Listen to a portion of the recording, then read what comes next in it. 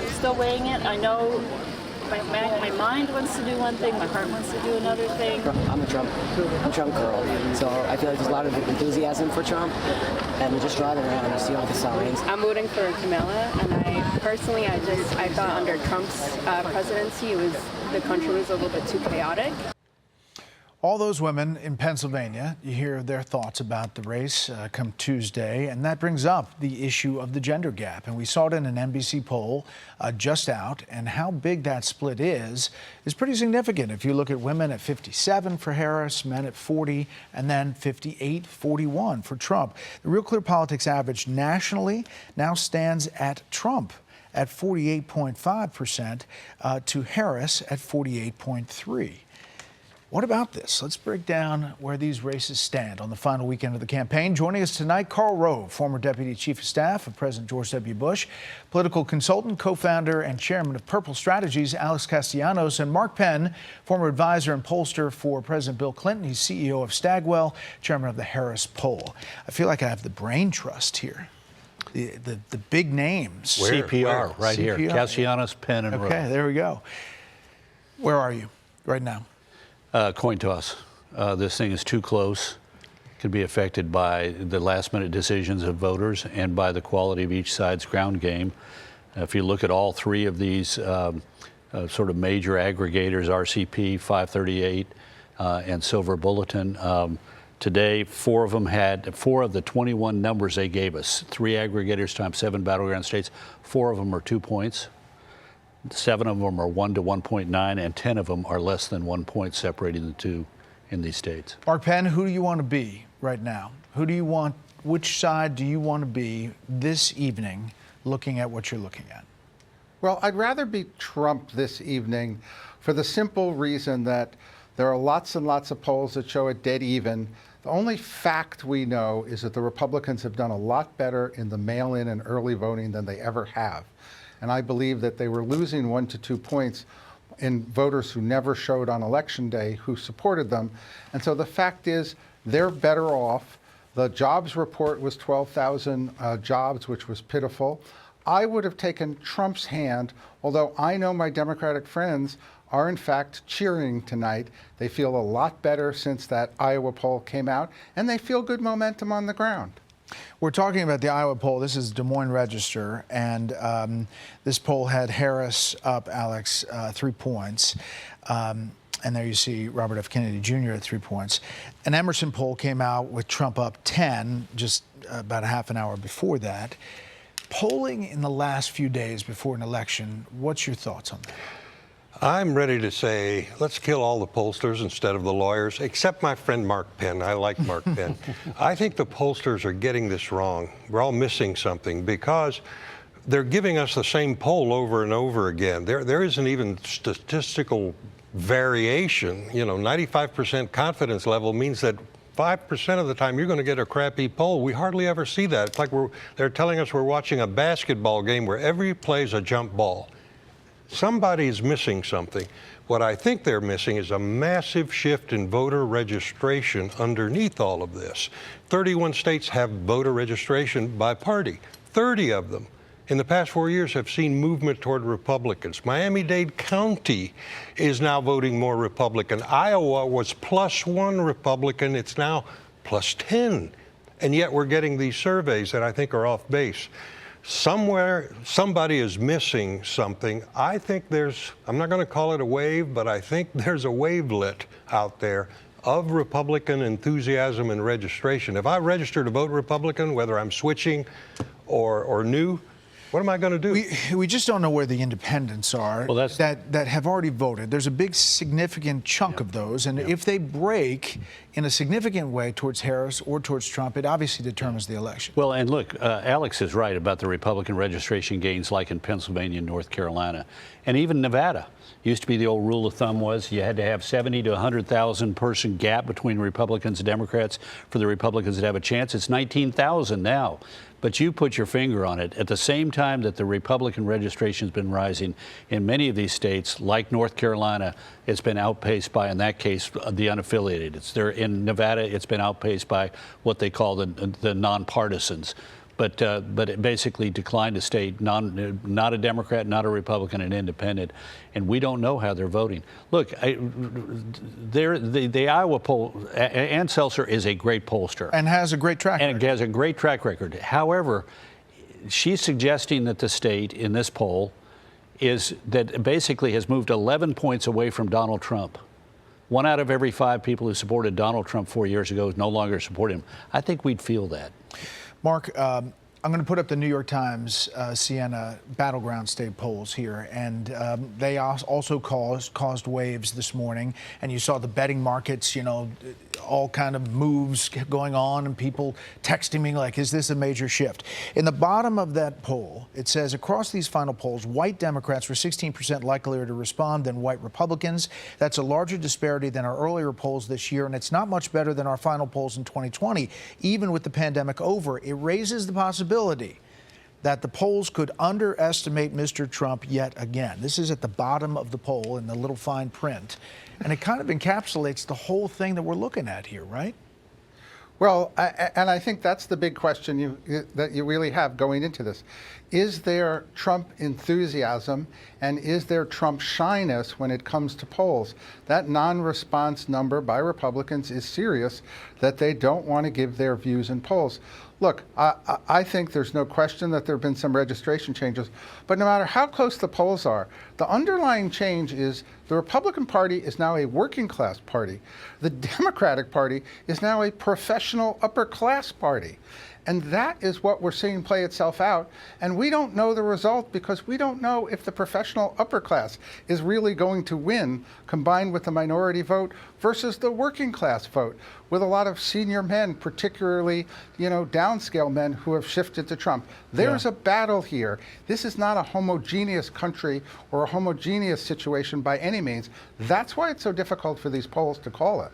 I can, tell that I'm around smart people when they all nod together. When you say something and they're all nodding. We worked that out beforehand. Yeah, right. Alex, what about closing with celebrity? It didn't really work in 2016 for Hillary Clinton. You're going to have a number of concerts and a number of things. You obviously had Saturday Night Live last night. Thought about that and how it affects things? People have too much information these days about who these candidates are and what they're going to do to be influenced by something like a celebrity. It does say class, though, to Mark's point. Are you with the working people or are you with the Hollywood and entertainment elite? It may not be the best thing for Kamala Harris to use celebrities. Last thing, do you think we'll know early in the night and have a picture of where this thing shapes up, or do you think we're going to have to wait until later? We'll know some things, some trends that are in train, but I don't think we'll know how dispositive they're going to be. We're going to know early on, for example, with North Carolina, an early reporting state, Georgia and Florida, at say black and Latino areas of those states. We're going to know from some of the early states how the rural white vote is doing, but we're not going to know, there is a complex pattern here, and there are so many variables that are going to have an outcome. If I had to pick one, I'd pick the one you started with. Is the gap among women going to be larger on behalf of Harris than the gap among men is for Trump? Because more women are going to vote. If Trump is lucky, it'll be 52. If Trump is unlucky, it'll be 53 or higher. But there gets to be a point where if the gap among women is bigger than the gap among men, it's mathematically difficult to win. And we have this amazing thing, Fox News voter analysis, that's been in the field already. It's 100,000 that we will be able to look at those results of essentially an ongoing poll/exit poll that will be able to tell us if it's matching what the real numbers are, which is why we can make projections like we make them. Guys, thank you so much. Karl, Alex, Mark. Appreciate it. The speaker at his rally called Puerto Rico a floating island of garbage. The only garbage I see floating out there is his supporters. Now, I know some of you guys are tempted to think it's macho guy. I'll tell you what, man. These are the kind of guys you like to smack in the ass. I would probably look at the numbers. I would look at the race and say, I'm going to focus on being president over the next couple of days. And that's probably the best. That's the best thing he can do for not just the Harris campaign, but himself and his legacy, too. Yeah, President Biden on the trail this weekend. Got a little bit of coverage. Let's bring in our panel. Fox News chief political analyst Britt Hume, the 5 co-host Jessica Tarloff, Guy Benson, political editor at townhall.com, host of the Guy Benson Show on Fox News Radio, and Washington Post columnist, American Enterprise Institute senior fellow Mark Thiessen. All those intros. Britt, you know, panel's over, right? Yeah. President Biden no longer, I don't think, welcome on the Harris train. Yeah, and it's, he's Biden being Biden. He's always been gaffe prone. Now he's gaffe prone and senile. And the Harris people are going to be saying, would you please just take a rest, watch the games. There's lots to do, Mr. President. Please stay off the trail. And he's proud, and I guess he's disappointed, and he's being Biden. Biden being Biden. Deployed in Philadelphia, Jessica. I mean, obviously, Pennsylvania is still the center of the universe. Totally the center of the universe, and their schedules reflect that on both sides of the campaign, though. Donald Trump's having to spend more time in North Carolina than I think they would hope that he would have to this late in the game. President Biden, though, has a constituency that still likes him a lot, especially with black voters and senior voters who are big fans. And Kamala Harris has the chance to win seniors. I mean, if you look at the internals in a lot of these polls, she is performing beyond expectation. A lot of that due to the fact, especially with women. Well, yes, women across the board. And female seniors as well, but she is doing well with male seniors too, because she talks about prescription drug prices. She talks about lowering the cost of things that seniors, and protecting Medicare and Social Security. Rhetoric in closing days, Mark. Here is the former president, raised some eyebrows with his commentary, and then the New York governor. We had the safest border in the history of our country the day that I left. I shouldn't have left. I mean, honestly, I have this piece of glass here. But all we have really over here is the fake news, right? To get me, somebody would have to shoot through the fake news. And I don't mind that so much. You're voting for these Republicans in New York. You are voting for someone who supports Donald Trump, and you're anti-woman, you're anti-abortion, and basically you're anti-American because you have just trashed American values and what our country is all about over and over. Okay, so shoot through the news media, and then you're anti-American if you vote for the Republicans. Yeah, so garbage, Nazis, fascists, and now you're anti-American. And Trump, there was a poll earlier this election that something said they asked, has Donald Trump ever said anything to offend you? And 6 in 10 said either no or not recently. so his goal should be between now and Tuesday not to say anything to offend anybody. Look, there's about a quarter of the electorate. There's a post-Shar School poll. Quarter of the electorate is not firmly committed. Going into this election day. How is that possible? It's amazing because is it possible that Peggy Noonan had it right that they're undeclared? They're not undecided. They're really just undeclared. It's a combination of people who say they're undecided or they're leaning Harris or leaning Trump, but they say they could change their mind. So that's the universe of those people where they're not firmly committed to one candidate. Those people are, I would say they're not swing voters, they're reluctant Trump voters. 7 in 10 are moderate to conservative, 74% disapprove of Biden, 68% disapprove of Harris, 79% say the economy is doing poorly, and 52% said Trump would do a better job of handling the economy. Only 18% say that Harris would, but they have not committed to Trump. Guys, the close for Harris seems like she is taking a softer pitch. She is trying to do the unity thing, common ground. I like common ground. I'm a big fan of common ground. But it does sound like her pitch has changed from fascist to, whatever, to now. That's a tough heel turn. Fascist, Hitler, unity.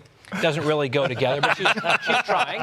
And I understand that because she's trying to make a play for these final decider independents, basically. That's what she's attempting to do.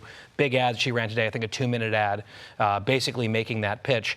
If I'm the Trump campaign, I'm not an expert, but I would suggest maybe spending a lot of time talking about the worst jobs report in 4 years would be a better idea than anything else, or maybe the terrorist attack and anti-Semitic hate crime committed by an illegal immigrant who entered the country under Kamala Harris in Chicago. Which, by the way, hasn't gotten a ton of which is why I brought it up. Besides here. I know. I feel like these are two closing events that play right into the strengths of Donald Trump, and leaning into that just strikes me as a good plan for the Republicans as opposed to all the rhetoric conversations that we're having. We talk so much about the numbers, Britt, but the bottom line is that you think there'll be a surprise on Tuesday? Well, there'll be some because we'll get them in down ballot races. Yeah. There's always a bunch of those, or several at least. The surprise would be if somebody won big, right? I'm not saying massive landslide, but if we had an early night and a convincing win for one or the other, that would surprise us all, because we've been looking at polls for several weeks now that have all been basically the same, which makes me a little suspicious of them all. That they're all coming out. Which those guys said earlier, the pollsters. Yeah, well, yeah, even they were suspicious of the pollsters, are suspicious of the polls. So, you do have to be, but yeah, I think there's likely to be I think one thing is clear. It's either going to be really, really close, Harris is going to run away with it, or it's a Trump landslide. Thanks for narrowing that down for me, Britt. Was there a question in there? One thing that you have to consider in all of this, and I've been wondering where the press releases from the Trump campaign have been about their ground game. I mean, the Harris campaign was knocking on 2,000 doors a minute yesterday in Pennsylvania. We're talking hundreds of thousands of phone calls being banked. May also make some people mad, but anyway. But that's not, then you put that little sign outside that says, I already have a... They're very accomplished. And ground game matters, and those late deciders in all of the surveys are breaking towards the Harris campaign, and the Madison Square Garden rally has been a pivotal moment in that. Whether you took it, the Puerto Rican garbage moment, carving watermelons, which was the centerpiece of LeBron James's endorsement. I mean, that was overlooked, the racism of that comment. The question is whether the celebrities move the needle, and I asked that question earlier, but you're right on ground game. That's a big question for Tuesday. Yeah. Panel, thanks. I'm Steve Ducey. I'm Brian Kilmeade. And I'm Ainsley Earhart. And click here to subscribe to the Fox News YouTube page to catch our hottest interviews and most compelling analysis.